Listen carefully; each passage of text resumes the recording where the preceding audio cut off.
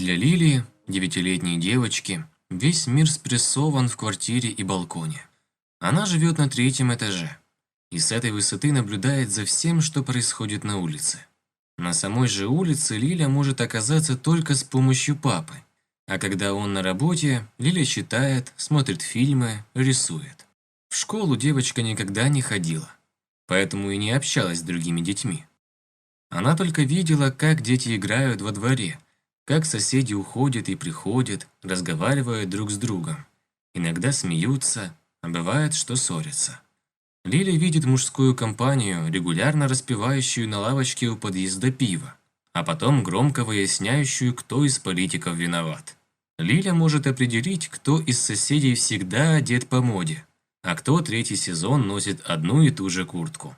Что модно и стильно, это все телевизор подсказывает Лиле, а она подсказывает папе, что надо заменить в его гардеробе. И папа давно уже не спорит с дочкой, доверяет ее вкусу. А над квартирой Лили, этажом выше, снимает квартиру молодая девушка. Зовут ее Ксюша. Так обращается к ней ее молодой человек, которого Лиля часто видит по вечерам у подъезда. Лиля знает, что будет делать Ксюша, вернувшись с работы. Она начнет собираться на свидание. Быстро ходит по квартире, причесываясь, наверное, и примеряя, что бы ей надеть. Придирчиво смотрит на себя в зеркало. Если не нравятся туфли, сбрасывает их и меняет на другие. Словом, Ксюша собирается тщательно. Точно так, как девушки, которых Лиля видела в кино. Иногда Ксюша выходит на свой балкон, который прямо над Лилиным, и курит. Значит, ее молодой человек опаздывает. А иногда у Ксюши кончается терпение, и она спускается вниз. Стоит у подъезда и теребит воротник пальто. Вот эту историю про балкон, Лилю и Ксюшу и надо воспринимать в единстве всех троих.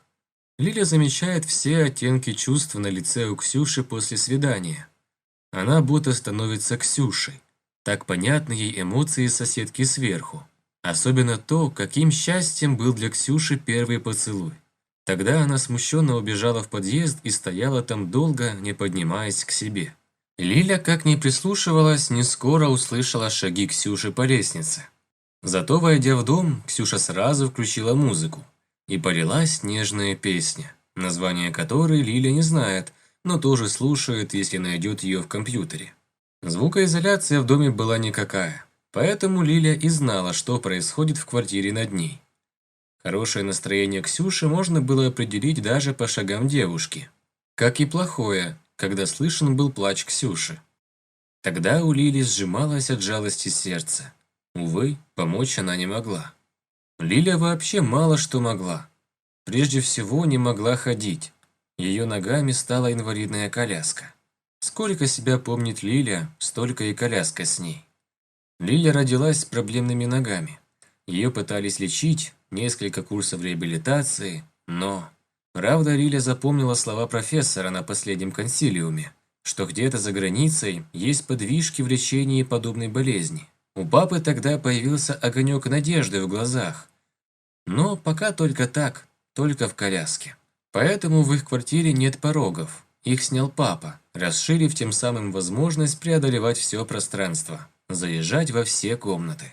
У Лили есть только папа. Мама не выдержала, ушла несколько лет назад. И не пишет, не звонит. А Лиля уже и не ждет. Она поняла, что маме не нужна такая дочь-калека. Лиля сама себя одернула. Папа не разрешает произносить это слово «калека».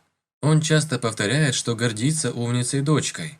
А с недавних пор у них прижилась шутка. «Да, у меня дочь умница», – сказал папа, а потом добавил. «Но могла бы ради приличия проиграть хоть разок мне в шахматы». И папа не шутил. Если сначала, когда только учил Лилю игре, поддавался ей, то вскоре играл уже в полную силу. Но так получалось, что победа в шахматах чаще была за Лилей.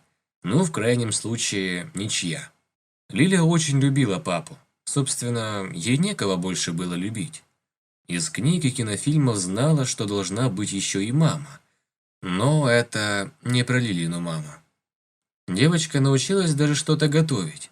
И была на 7-м небе от радости, когда папа за ужином просил добавку. Работал он много, но старался вечера и выходные проводить только с дочкой. Иногда, проснувшись среди ночи, Лиля видела свет настольной лампы в комнате папы. Он доделывал то, что не успевал вечером. Очень скоро Лиля догадалась, что папа потому так много работает, берет какие-то проекты домой, чтобы решить такие ее проблему с ногами. Для лечения за границей нужны были большие деньги, а времени оставалось все меньше. Лиля очень хочет помочь папе, потому и старается пылесосить, вытирать пыль, поливать цветы и колдовать в кухне над обедом. Когда переделает все свои домашние дела, занимает свой пост на балконе. Нет, она не подглядывает, она просто расширяет свои узкие рамки, в которые ее поместила болезнь. Вот и сейчас Лиля на балконе. Как раз вовремя подходит Ксюша и ее молодой человек. Идут и ругаются. Или ссорятся. Слышны обидные слова, которые парень чуть ли не выкрикивает в адрес Ксюши. Та бурно возражает, а молодой человек, не дослушав, резко разворачивается и быстро уходит. Лиля понимает, что сейчас Ксюше очень плохо. Она буквально чувствует обиду и горечь девушки. И догадывается, что та сейчас, едва войдя в квартиру, начнет рыдать. Лиля уже изучила привычку Ксюши курить на балконе, на том, который прямо над Лилей. «Наверное, сейчас Ксюша выйдет покурить», – догадывается девочка. И не ошибается. Ксюша выходит на свой балкон и поджигает сигарету. И тут Лиля делает то, чего никогда не делала. Она осмеливается обратиться к Ксюше с невинным вопросом. «А вы не знаете, уже пустили новый маршрут к цирку?» Лиле стыдно за свой вопрос. Даже если 10 новых маршрутов пустили, и не только к цирку, а во все стороны, она же никуда и никогда не поедет, но находит оправдание.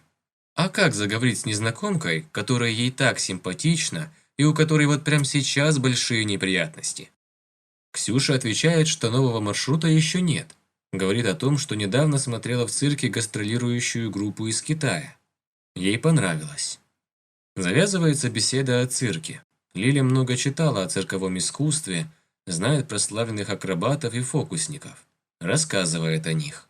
Ксюша с интересом слушает и сама добавляет то, что знает о дрессировщиках. Вспоминает, что еще школьницей смотрела, какие замечательные номера у Куклачева с его кошками. На следующий день Лиля с нетерпением ждет, когда вернется с работы Ксюша. Она надеется, что удастся еще поговорить с девушкой. И не ошибается. Ксюша приходит домой одна.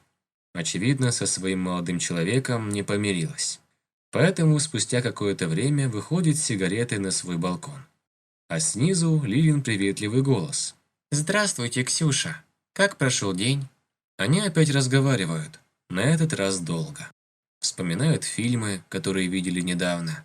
Называют свои любимые. Очень много фильмов одинаково любимы и Ксюшей, и Лилей. Уже порядком стемнело, а два балкона будто не замечают этого. Пока не вернувшийся с работы папа Лили не зовет дочку. «Извините, Ксюша», — говорит Лиля. «Надо идти». «До завтра», — отвечает ей Ксюша. Так балконное общение становится ежедневным. Завязываются дружеские отношения, когда к человеку тянет, с ним интересно. Ксюша не догадывается, что она стала связующим живым звеном, вторым после папы, который подпитывает представлением Лилии о внешнем мире. Она воспринимает любую деталь, о которой упоминает Ксюша, как открытие или уточнение чего-то, о чем Лиля практически не имеет представления. А Ксюша узнает, что под ней живет не только мужчина, которого она несколько раз видела, но и его дочь. Про маму Лили Ксюша деликатно не спрашивает, а Лиля, в свою очередь, не спрашивает о родителях Ксюши. Она даже не спрашивает о молодом человеке. О нем как раз Лиля много знает. Например, что сначала он проявлял больше внимания, с нетерпением ждал Ксюшу, дарил ей цветы. Потом внимание стало как бы исчезать. Часто опаздывал на свидание, мог и вообще не прийти. Лиля, конечно, никогда на свидание не ходила, да и вряд ли пойдет. Но из романов знала, что молодой человек не должен заставлять девушку ждать. Разве что в каких-то чрезвычайных обстоятельствах. Она хотела сказать об этом Ксюше, но не решалась. Боялась еще больше обидеть Ксюшу. Наблюдая за ними, Лиля была уверена, что если бы взвесить или измерить чувства Ксюши и ее молодого человека, равновесия не получилось бы. Ксюша любила больше, а ему либо не нужны были ее чувства, либо он любил только себя. И Лиле было очень обидно за Ксюшу. И вот как-то вечером Лиля на своем посту, то есть на балконе, ждет Ксюшу. Уже достаточно поздно, но Ксюша приходит одна. Судя по тому, как громко она хлопает дверью, настроение хуже некуда. Лиля про себя загадывает. Если сейчас Ксюша начнет рыдать и что-то швырять, значит, с ее молодым человеком произошла не просто ссора. Они, наверное, расстались. Потому что раньше, во время ссор, он все-таки провожал Ксюшу, а сегодня она пришла одна. Хотя уже не просто вечер, а поздний вечер. Лиля ждет на балконе, хотя папа уже дважды напоминал, что пора спать. Она упросила его еще хотя бы на 10 минут. Эти минуты уже истекали, когда, наконец, Ксюша вышла с сигаретой на свой балкон. Но у Лили не хватило смелости заговорить с ней. Девочка догадывалась, как плохо сейчас Ксюше. Ночью Лиля плохо спала. Она прислушивалась, что там в квартире Ксюши, но ничего не слышала. Ни шагов, ни плача, ни музыки. Девочка предположила, что Ксюша выпила снотворное, как это делала сама Лиля, и уснула. Утром Лиля подогрела папе завтрак и сама что-то поковыряла в тарелке, прислушиваясь к тому, что в квартире наверху. По-прежнему там было тихо. Лиля закрыла за папой дверь и стала поливать цветы. Когда пошла за еще одной порцией отстоянной воды, услышала крики в Ксюшиной квартире. Голоса были женские. Один точно Ксюшин, а другой вроде знакомый, но чей именно Лиля не узнала. Лиля понимала, что подслушивать нехорошо. Она вроде и не подслушивала. Второй женский голос был настолько громким, что стены и потолок его не сдерживали. Этот голос заставлял Ксюшу освободить квартиру, поскольку она просрочила оплату уже на 2 дня. Ей надо срочно, как сказал голос, отсюда выметаться, пока не пришла полиция. «Чтобы завтра в обед освободила квартиру!» – прокричал женский голос. Потом громко хлопнула дверь, и по лестнице кто-то затопал. У Лили от волнения заболела голова. Она направила коляску в ванную, достала из аптечки таблетку. Потом на кухне налила в стакан воды и выпила эту таблетку. На это у Лили ушло от силы минут 10. А дальше девочка опять стала прислушиваться к тому, что происходит в квартире Ксюши. Балкон она открыла, надеясь, что услышит, когда Ксюша выйдет покурить. На душе у Лили было неспокойно. Во-первых, тревожила вчерашняя тишина в квартире Ксюши. Во-вторых, грозный голос, очевидно, хозяйки квартиры, выгонявшей Ксюшу. И потом, почему Ксюша не пошла на работу? Обычно в это время ее уже нет дома. Заболела? И есть ли у нее лекарства? Сколько девочка не прислушивалась, так ничего и не услышала. В ней крепла уверенность, что с Ксюшей случилась беда. Уже полчаса, как из ее квартиры ни звука. Лиля доехала до входной двери, открыла ее и стала преодолевать порог. Это был единственный порог в квартире, который папа не стал снимать, объясняя тем, что так плотнее сядет металлическая дверь.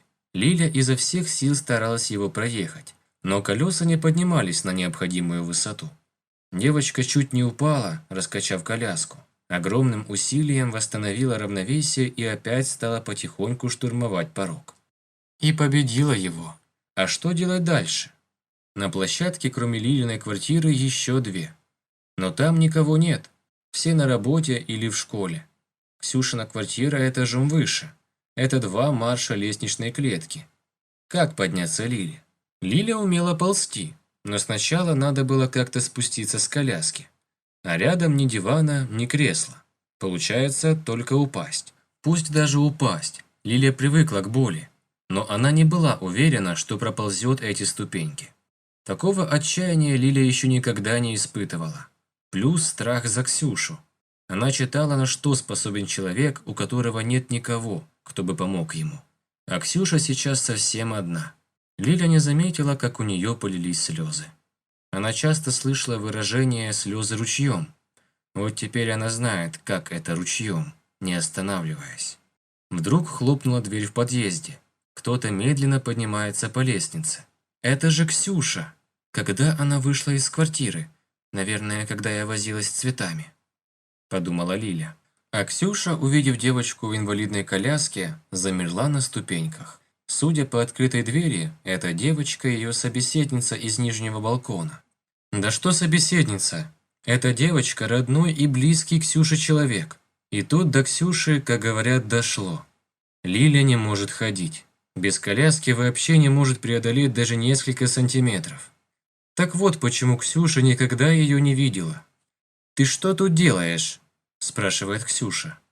«Я испугалась, что у тебя в квартире так тихо, после того, как какая-то тетя тебя громко ругала и выгоняла. Я бы могла, наверное, доползти до твоей квартиры, а вдруг тебе стало плохо?»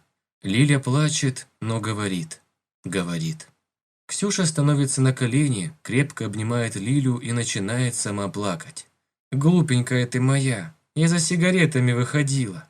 А я тебя пропустила, с балкона на минутку выкатилась полить цветы и не заметила, как ты вышла», рассказывает Лиля. «Потом жду, а тебя все нет. Знаешь, как я испугалась». Они вцепились друг в друга и не отпускают рук. У Ксюши будто что-то в душе перевернулось. Никогда еще и никто так не волновался за нее. И эта девочка, этот человечек, в 2, наверное, раза младше Ксюши. И такое ради нее сделала. Лиля не заметила, как перешла на «ты», а когда заметила, стала извиняться. Ксюша легонько щелкнула девочку по носу и сказала: «Ты еще скажи, тетя Ксюша, конечно, на «ты». Ты же мне кто? Младшая сестренка. Не возражаешь, Лиля?» «Возражаешь?» Лиля даже подпрыгнула, хоть и с трудом, на своей коляске. «Ксюша, я тебя люблю!» «И я тебя, девочка. Только давай вернемся в квартиру», напомнила Ксюша и перенесла колеса через порог. Потом они сидели рядом на диване. Ксюша настояла, чтобы Лиля с ее помощью пересела с коляски. Сидели и разговаривали. Ксюша рассказала, что живет в этом доме, снимая квартиру в 3-комнатной квартире сверху недавно. Остальные 2 хозяйки закрыла. Да Ксюше и не нужны они.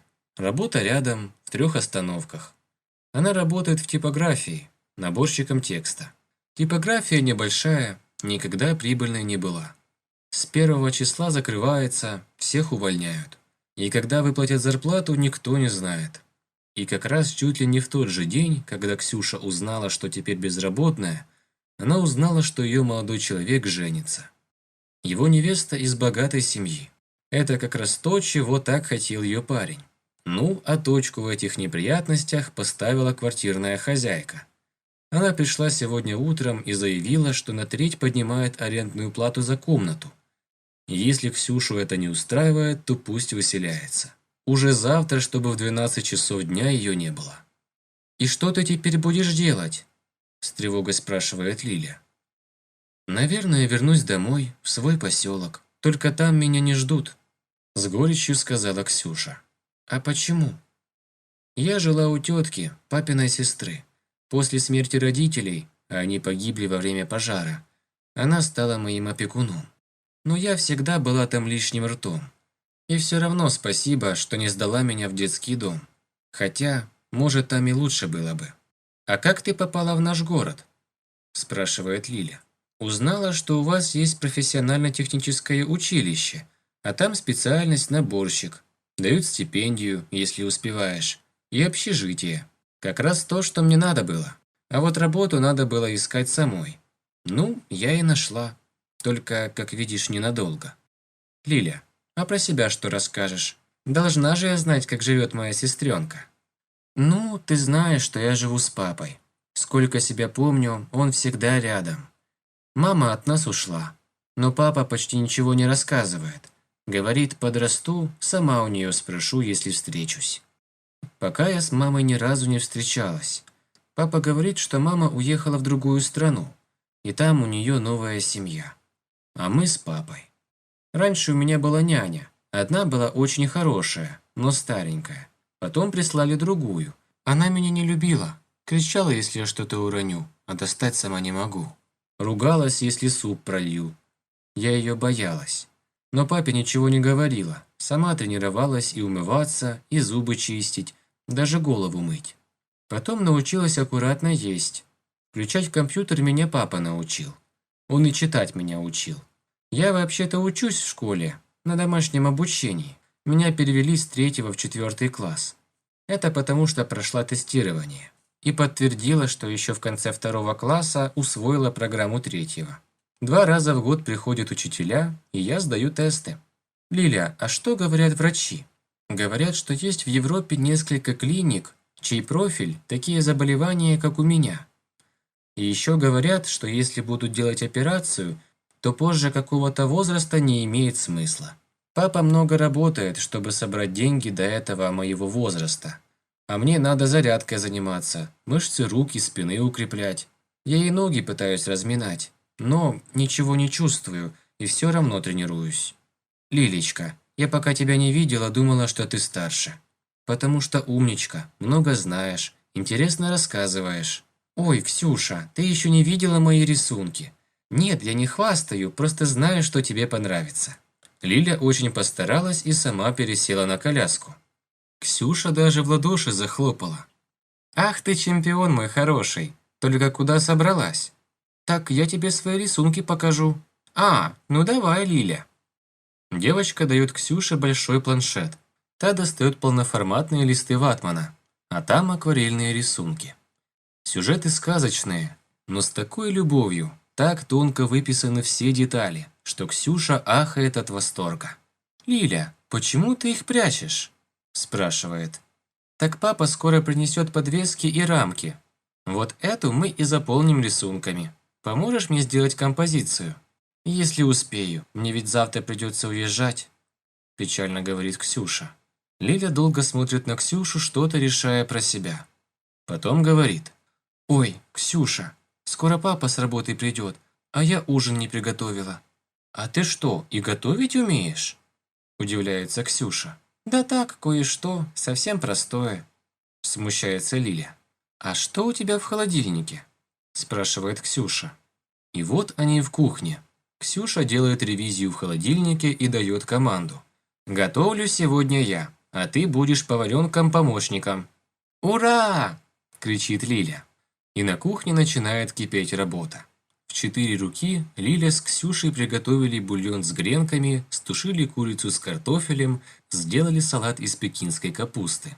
И что особенно порадовало Лилю, сварили кисель из консервированной клубники. Аромат стоял такой, что не терпелось скорее все это съесть. Тут и Лилин папа пришел. Из порога. «Что за запахи такие, что даже руки мыть не хочется, а сразу за стол? Это ты такие чудеса натворила, Лиля?» «Нет, папа, не я. Это Ксюша. Я сейчас вас познакомлю», – радостно отвечала Лиля. И они познакомились. Разговор за ужином был долгий и не всегда радостный. Ксюша рассказывала о себе, о том, что она соседка, правда, уже завтра ею не будет. Рассказала, что так совпало, что и типография закрывается, и молодой человек ее бросил, и с квартиры надо срочно съехать. И пока Ксюша это рассказывает, Лиля не выпускает ее руку из своей. И такие участливо-счастливые глаза у девочки, что папа еле сдерживает слезы. Редко его дочка радуется. Очень редко. И вот папа принимает решение. «Ну, барышни, утро вечера мудренее. Давайте-ка перенесем Ксюшины вещи к нам, освободим квартиру. Ночевать Ксюша может прекрасно у нас. Места всем хватит. А завтра вечером поговорим о твоей работе, Ксюша. Согласна?» Ксюша в растерянности кивает головой. И вот начинается переселение. Ксюша с папой переносят вещи девушки в квартиру этажом ниже. Потом Ксюша моет полы и вытирает пыль, чтобы сдать квартиру чистой. И спускается на этаж ниже. А там уже приготовили комнату для нее. Это была самая большая комната в квартире. «Потом разберемся», – сказал Лилин папа. «Но сегодня можно ночевать здесь. А чтобы не скучно было, вот пульт, а вот телевизор. И тебе, моя дорогая Лилиана, тоже пора спать». Дважды повторять не пришлось. И Ксюша, и Лиля так устали от сегодняшних событий, что провалились в сон, едва коснувшись головой подушки. Это Лилин папа еще долго сидел на кухне, что-то думая и решая. На следующий день Ксюша написала записку хозяйке квартиры, что она этажом ниже. Когда та позвонила в дверь, Ксюша поднялась наверх и сдала квартиру. Хозяйке не было к чему придраться, и расстались они мирно. А Лиля и Ксюша весь день провели в разговорах и готовке обеда. На этот раз они решили сразить папу сырниками, которые таяли во рту. И такими вкусными получились сырники, что папа просил еще 2 добавки, соглашаясь даже заплатить за 3-ю. И все хохотали. Потом папа стал серьезным. Он сказал, что хочет предложить Ксюше работу в своей фирме. Работу практически по специальности. Набор сигнального варианта инструкций к выпускаемой фирмой вычислительной техники. Папа назвал и зарплату, которую будет получать Ксюша. Она была в 2 раза больше, чем в типографии. Затем папа, заметно волнуясь, предложил Ксюше жить с ними. Без, естественно, всякой арендной платы. Он сказал, что настаивать не имеет права. Тут решать должна только Ксюша. Он же предлагает, потому что видит, что они обе, и Лиля, и Ксюша, привязаны друг к другу. «Есть у меня, — добавил папа, — еще один ударный аргумент. Если вы, Ксюша, будете жить с нами, я могу взять дополнительную работу, которую дома делать невозможно. А это значит, что гораздо быстрее у нас будет необходимая сумма для лечения Лили в заграничной клинике. Но решать, Ксюша, вам». На Ксюшу с одинаковой надеждой смотрели Лиля и ее отец. Она точно знала, что не откажет этим людям. Сделает все от нее зависящее, чтобы помочь девочке, ставшей для нее ангелом. Девочке с большим и добрым сердцем. И ее отцу, не предавшего своего ребенка.